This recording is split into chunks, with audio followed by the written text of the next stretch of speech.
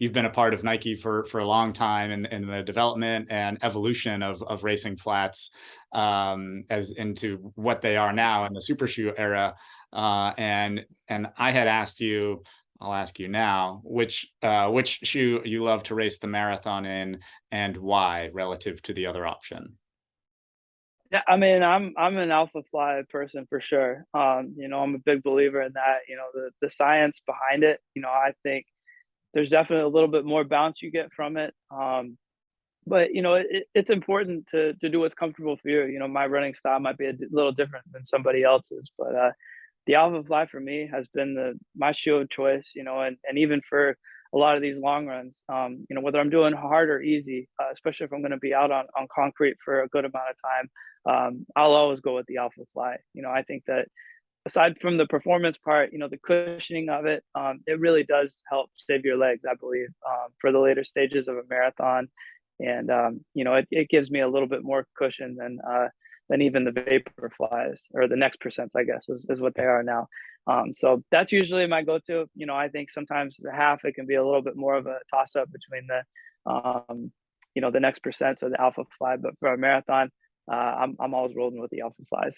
Yeah, and that conversation in last Chicago, we were chatting with Marielle too, and I remember you guys saying how the Alphafly doesn't necessarily feel fast because you don't get the pop and return that you get out of the Vaporfly next percent. It feels a little squishier, Mm-hmm. but that it's just a feeling. So I think there's something for athletes who are in the market to understand the difference, in the true marathon shoe that is the Alphafly versus the poppy feeling of the Vaporfly next percent. And that's not to say that 4% is not enough. And if that feels great, go for it. Absolutely, lots of athletes race in that marathon shoe. But I've found in the retail context that people gravitate toward the Vaporfly. But having the insight from you guys at the front of the pack who are getting both and can really test both, and really hone in the footwear in a way that somebody who has to buy one pair and choose on the spot, you guys get a little bit of a better insight. So I really appreciated that. I know it's helped some of our marathoners sort of make that decision as to which shoe to get. Yeah, I mean, the other thing that I would add to that is like I understand like the perceptually, especially when you're fresh and you're in a running store and you try on a pair and maybe do a few strides or hop on a treadmill for a little bit. But I think a big difference shows up too. When you're 17, 18, 20 miles into a run, that bouncy feeling or that perception of it, you kind of want that at the end. When your legs are start feeling really dead, as long as you're putting stuff into the ground, that's where I think the Alphafly starts to separate itself from the Vaporfly, in my opinion. But again, it's hard to replicate. I'm lucky I get shoes a lot where I get to try them out on all my different long runs. But yeah, if you're able to, again, treat this like a race, this last big long run, wear the shoes that you're going to race in, especially with, if you get blisters or, I put Vaseline on my feet a lot of times. And, again, all these little things, these little details, you want to try to replicate everything as close as you can to what you're going to do on race day.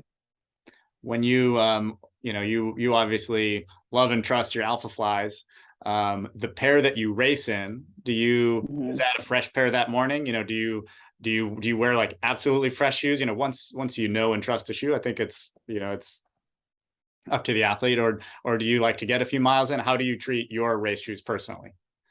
I've definitely run in a lot that were totally fresh. Like never, first time I put them on was at the starting line. A lot of times I might do just a few strides in them. Like 600 meters worth of work, I would say, the day before. But I generally do like to have a real fresh pair. When I go to race, especially just the way I run. I hit the ground pretty hard, so there definitely is. They deteriorate maybe a little bit quicker. So I like to keep them pretty fresh when I go to race for sure. You got some power going through there. A little bit. So thanks, Galen. I think these are really incredible insights for our team to take into the longest run. Really appreciate you being a part of the journey here. And hopefully we'll see you around on race weekend. Definitely. Thanks, Galen. When it comes to the choice between Alphafly and Vaporfly we've had internally among at Heartbreak among ourselves, and I've chatted with other professionals about the shoes as well. Which do you prefer for the marathon in particular? Definitely the Alphafly for the Mhm. marathon, and because it's a little more cushiony, and I feel like especially, like, later on the race, when you're not able to catch yourself and you're pounding a little bit more, that's gonna absorb a lot of the shock, and I have like, when I ran the, American record, I was in the Alphaflies, and I felt like even at the end, I was really tired, but I wasn't feeling, like, totally drained. Like my legs still felt like they had a lot of life. And I think because I was wearing like that super cushion in the Alpha Flies. So, but I think it's also preference. For a while I was doing marathons in the Vaporfly because I felt like they're a little more responsive and I can go in and out of paces. But for marathons where I'm just trying, I have a pace goal and I know what I'm gonna get. I really prefer the Alpha Flies because I feel like I can just lock in that pace and stay there. So, definitely personal, but I go for the Alpha Fly for marathons. Yeah. Okay. You're confirming other conversations. We chatted with Galen about this. Marielle and I did an interview with Galen before last Chicago, and we had chatted a little bit about the shoes, and both of those athletes had mentioned that the Alpha Fly feels a little slow. And Mhm, you mentioned it in the same way where the Vaporfly feels more responsive. mhm, And that's kind of what our customers feel too. They feel the expected pop and speed out of the Vaporfly.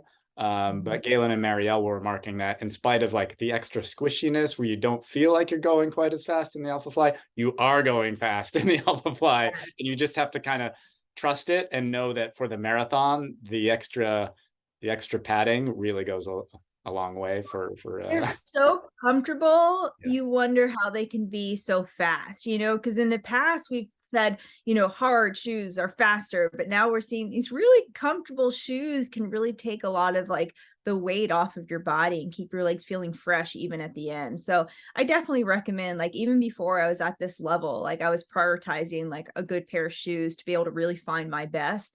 And so I definitely recommend investing in a good pair of shoes for race day. Yeah, it's worth it. You got a lot going on race day, hotels, race fees. Don't skimp on the shoes, right? Yeah, but then also, I mean, when you've invested so much of your life in Yeah, training, and like they make a huge difference. So it's, I don't know, I think that one last little thing that's really going to help you and just bring you a little more confidence when like you're working hard, but your shoes are also working hard for you. I feel like it feels like more like a team, like you have some help on race day. yeah, absolutely.